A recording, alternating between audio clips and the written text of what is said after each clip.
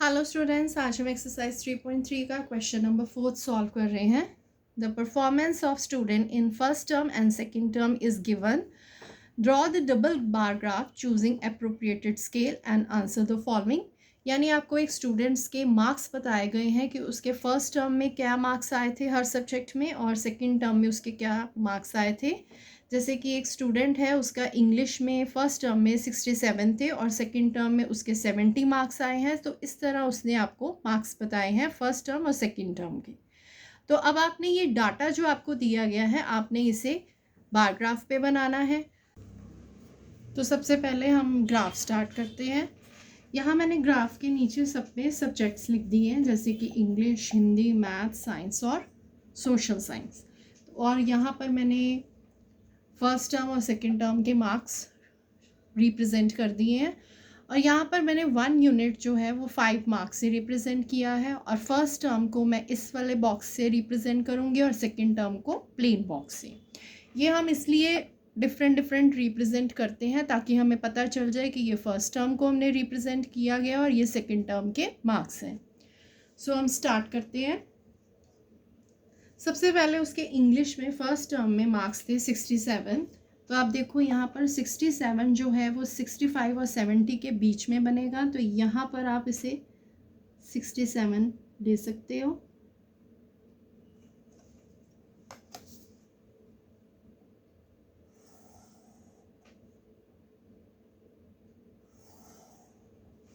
Next है उसके English के सेकंड टर्म में 70 मार्क्स आए थे, तो यहाँ पर है 70।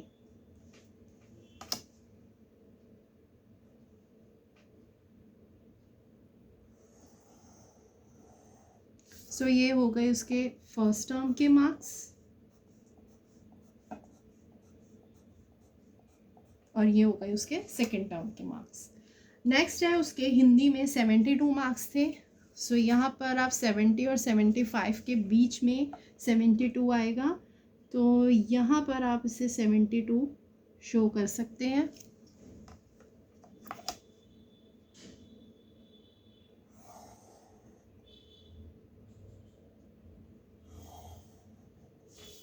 और देन उसके 65 मार्क्स जो थे वो सेकंड टर्म में थे, तो यहाँ पर है 65 मार्क्स।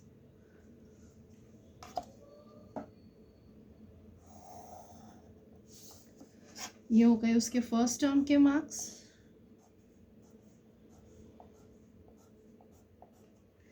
नेक्स्ट है उसके मैथ्स में 88 मार्क्स थे फर्स्ट टर्म में, तो 85 और 90 के बीच में 88 मार्क्स बनेंगे, तो यहाँ पर आप इसे 88 मार्क्स रिप्रेजेंट कर सकते हो।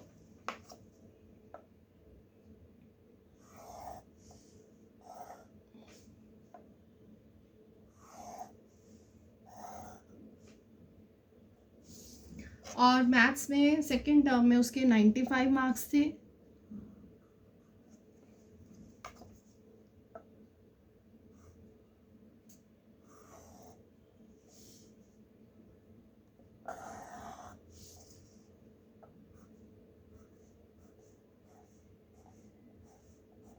तो ये हो गए उसके फर्स्ट टर्म के मार्क्स और नेक्स्ट वन है उसके जो है वो सेकंड टर्म के मार्क्स हैं। नेक्स्ट उसने आपसे बोला है कि उसके साइंस में 81 मार्क्स थे। सो 80 से थोड़ा सा अबव हम यहाँ पर 81 मार्क्स ले लेते हैं।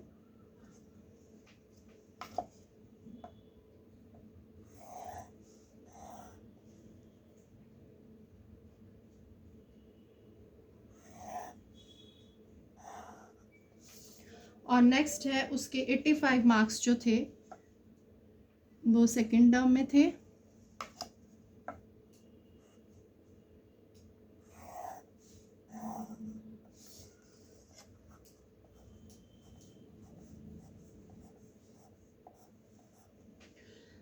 उसके सोशल साइंस में 73 मार्क्स थे, तो 70 और 75 के बीच में हम यहाँ पर 73 शो कर देते हैं।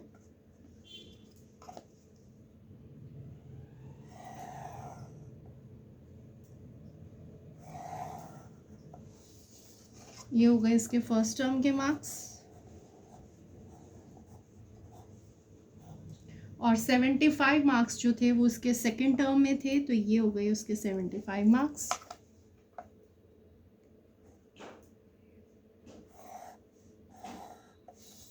सो ये है आपका बार ग्राफ, जिसमें आपको फर्स्ट टर्म और सेकंड टर्म के मार्क्स शो करने थे, तो इसे हम डबल बार ग्राफ कहते हैं। सो ये है आपका डबल बार ग्राफ।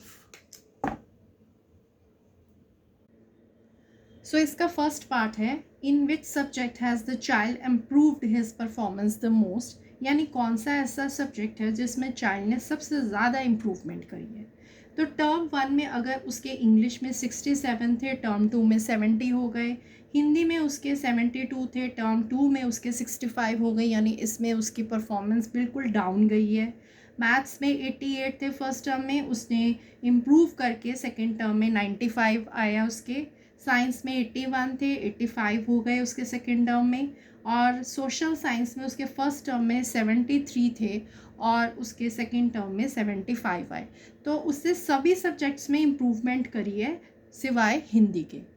तो यहाँ पर सबसे पहले हम इन सब का डिफरेंस फाइंड कर लेते हैं। जैसे यहाँ पर उसके इंग्लिश में 67 थे और बाद में उसके 70 आए, तो यहाँ पर उसने 3 मार्क्स की इम्प्रूवमेंट करी है। यहाँ पर हिंदी में तो उसके नीचे चले गए, बहुत कम मार्क्स आए हैं, 65 आए हैं, तो इसलिए हिंदी में अभी हम नहीं लेंगे हिंदी को। मैथ्स में उसके 88 थे और उसने इम्प्रूवमेंट करी 95, यहाँ पर उसका डिफरेंस हो गया 7 का। साइंस में 81 थे और यहाँ पर 85 अगर उसने लिए सेकेंड टर्म में, तो उसमें 4 मार्क्स का गेन किया। और यहाँ पर 73 थे और 75 हो गए उसके सेकेंड टर्म में, यानी इसने यहाँ पर 2 मार्क्स का इम्प्रूवमेंट करी। अब यहाँ पर उसने हमसे फर्स्ट क्वेश्चन पूछा है, in which subject has the child improved his performance the most, यानी कौन सा ऐसा सब्जेक्ट है जिसमें उसने सबसे ज़्यादा इम्प्रूवमेंट करी है। तो ये जिसमें उसके 88 मैथ्स में थे पहले और 95 आई, यानी उसने 7 मार्क्स की इम्प्रूवमेंट करी थी।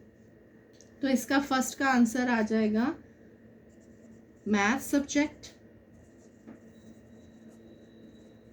यानी मैथ सब्जेक्ट में उसने सबसे ज़्यादा इम्प्रूवमेंट करी है। बी पार्ट का आंसर है, in which subject is the improvement the least, यानी उसने सबसे कम जो है इम्प्रूवमेंट कौन से सब्जेक्ट में करी है। तो यहाँ पर देखिए इसमें 2 का डिफरेंस है, यानी कि इसने यहाँ पर 2 मार्क्स की इम्प्रूवमेंट करी है, तो सबसे कम यही है। तो यहाँ पर आ जाएगा, ये सोशल साइंस के मार्क्स थे, तो यहाँ पर लिखेंगे social science subject. Next question उससे पूछा है, has the performance goes down in any subject, कोई ऐसी सब्जेक्ट है जिसमें उसकी परफॉर्मेंस नीचे चली गई। तो देखो हिंदी में उसके सबसे पहले टर्म 1 में 72 थे और टर्म 2 में उसके 65 हो गए, यानी उसकी परफॉर्मेंस नीचे गई। सो यहाँ पर आप लिखोगे